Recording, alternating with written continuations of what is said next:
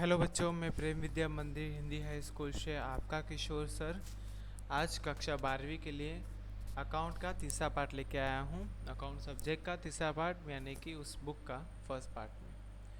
तो आप जानते हैं बच्चों कि जैसे पहला और दूसरा पार्ट मैंने जो है वो कंप्लीट किया है। सेकंड चैप्टर मैंने आपको बोला था कि आपको प्रैक्टिस जारी रखनी है, अगर कुछ भी ना आए तो आप मुझे पूछ सकते हैं।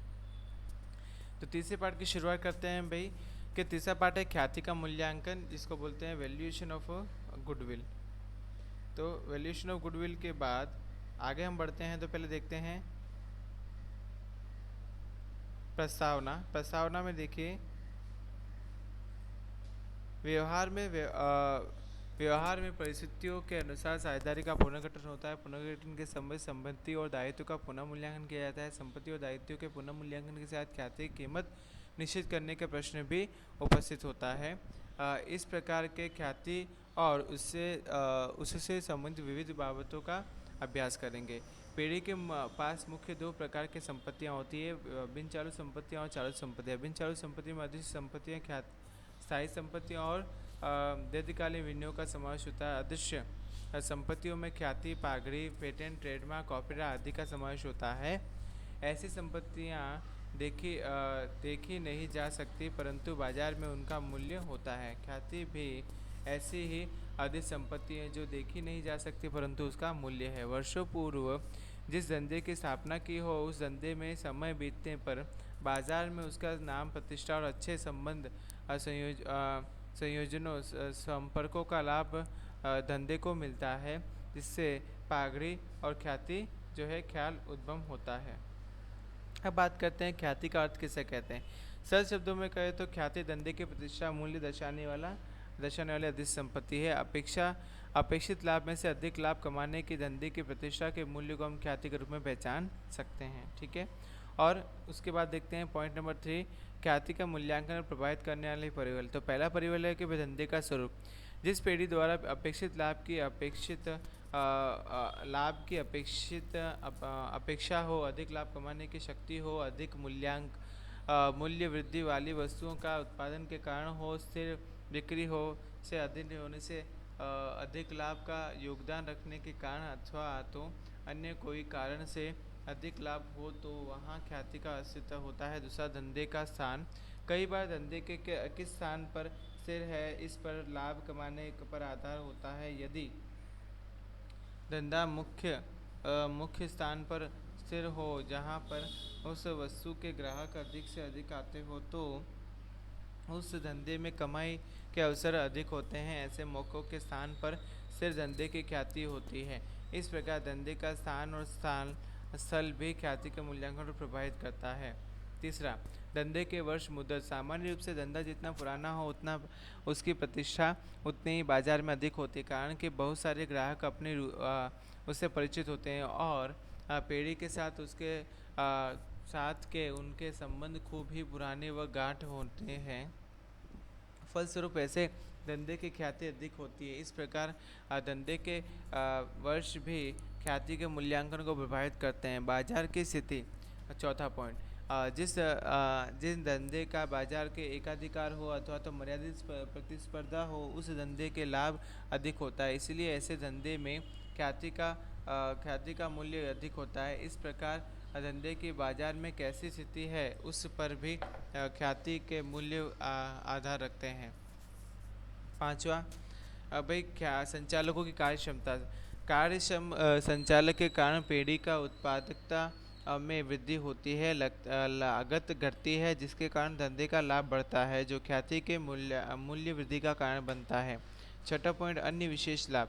जब पीढ़ी के पास कोई विशेष प्रकार का लाभ हो और जिसके कारण उसकी लाभ कमाने की क्षमता अधिक हो तब भी ख्याति स्थिति में आती है, ऐसा कहा जा सकता है। जैसे कि पीढ़ी के पास कोई लाइसेंस, पेटेंट या ट्रेडमार्क हो जिससे उपयोग के कारण पीढ़ी अधिक लाभ कमा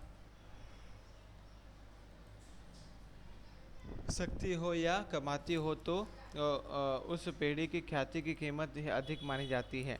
अब टॉपिक नंबर 4 देखते हैं भी ख्याति के मूल्यांकन की आवश्यकता। तो पहला है कि वर्तमान साझेदारों के लाभ हानि वितरण या बंटवारे के प्रमाण की परिवर्तन किया जाए तब। दूसरा, नए साझेदार का प्रवेश हो तब। तीसरा वर्तमान साझेदारों में से कोई साझेदार निवृत्त हो जाए तब। चौथा वर्तमान साझेदारों में किसी साझेदार की मृत्यु हो जाए तब। पांचवा साझेदारी पेड़ी कंपनी के रूप में रूपांतरण हो जाए तब। छठा साझेदारी पेड़ी का समायोजन या संयोजन हो जाए तब। अब हम देखेंगे कि भाई नेक्स्ट टॉपिक हमारा है ख्याति के मूल्यांकन की पद्धतियाँ। तो बच्चों यहाँ पे औसत लाभ की पद्धति पहली होती है, दूसरा भारित औसत लाभ की पद्धति है, तीसरा अधिक लाभ की पद्धति और चौथा लाभ के पूंजीकरण की पद्धति। तो पहली बात करते हैं औसत लाभ की पद्धति क्या होती है। तो बच्चों इसमें आपको 3 टॉपिक याद रखने हैं, माफ़ कीजिए 2 टॉपिक। पहला, औसत लाभ कैसे फाइंड किया जाता है, दिए गए वर्षों के कुल लाभ बटे में वर्षों की संख्या। तो ख्याति ये आपको मिल जाएगी औसत लाभ। फिर ख्याति का मूल्यांकन कैसे करेंगे कि औसत लाभ गुणा खरीदी के वर्ष जो आपको सवाल में निश्चित दिए होते हैं। देखो उदाहरण नंबर 1, निम्नलिखित माही से नीलेश और निकुंज की साझेदारी पेड़ी के ख्याति की कीमत पेड़ी के अंतिम 5 वर्षों के औसत लाभ की 3 वर्ष की खरीदी के आधार पर गिनिए। अंतिम 5 वर्ष के लाभ की माहिती निम्नानुसार है। तो हमें इस प्रकार से लिखना है, पहले वर्ष लिखने हैं फिर लाभ लिखना है। तो इस प्रकार से वर्ष लिखें 2010 11 12 12 13 13 14 14 15 और 15 16। ये लाभ हमने प्लस किया तो हमको कुल लाभ कितना मिल गया, 10,35,000। अब लिखेंगे औसत लाभ बराबर कुल लाभ बटे में वर्षों की संख्या। 10,35,000 बटे में 5 करेंगे क्योंकि 5 वर्ष है तो औसत लाभ हमको मिलेगा 2,07,000। अब ख्याति, तो औसत लाभ गुणा ख्याति के वर्षों की संख्या 2,07,000 गुणा 3 माने कि 6,21,000 हमारी ख्याति हो जाएगी। दूसरा एक एग्जाम्पल देखते हैं कि बच्चों हसू और वासु एक पेड़ी के साझेदार है। वे दो एक के प्रमाण में लाभ हानि बांटने वाले साझेदार उनको बदल कर एक एक करना निश्चित चाहते हैं, इसलिए ख्याति का मूल्यांकन करना निश्चित हुआ है। निम्नलिखित माहिती से साझेदारी पेड़ी की ख्याति का मूल्यांकन निश्चित कीजिए। साझेदारी करार के अनुसार ख्याति की रकम अंतिम 4 वर्षों के औसत लाभ के 5 वर्ष की खरीदी के आधार पर करने हैं। तो नेक्स्ट बच्चों देखो आप कि सबसे पहले आपको ये लाभ दिया है। आप जानते हो 2012-13 में लाभ हुआ है 1 लाख, 13-14 में लाभ हुआ है 1,20,000, लेकिन 14-15 में आपको हानि हुई है जो कोष्ठक में दर्शाई जाती है, माइनस का चिन्ह दबा के नहीं दर्शाई जाती। 15-16 में लाभ हुआ। तो आप देखते हैं सबसे पहले आप यहाँ लिखोगे वर्ष और लाभ हानि लिखो क्योंकि हानि भी हमको इस बार है। तो हम लोग क्या करेंगे 1 लाख प्लस 1,20,000 और प्लस 8,000 करेंगे तो 2,80,000 होगा। उसमें से 40,000 माइनस कर दो तो 2,40,000 आपका औसत लाभ मिल जाएगा। अब औसत लाभ बराबर कुल लाभ बटे में वर्षों की संख्या, यानी कि 2,40,000 बटे में 4 तो 60,000 जो है औसत लाभ मिलेगा। ख्याति बराबर औसत लाभ गुणा खरीदी के वर्षों की संख्या। तो खरीदी के वर्ष आपके कितने थे बच्चों 5, तो आपका 60,000 गुणा 5 करोगे तो 3 लाख रुपये आपको ख्याति की कीमत मिल जाएगी। और नेक्स्ट वीडियो में बच्चों मैं आपको सेकंड मेथड सिखाऊंगा। मिलते हैं, बाय बाय।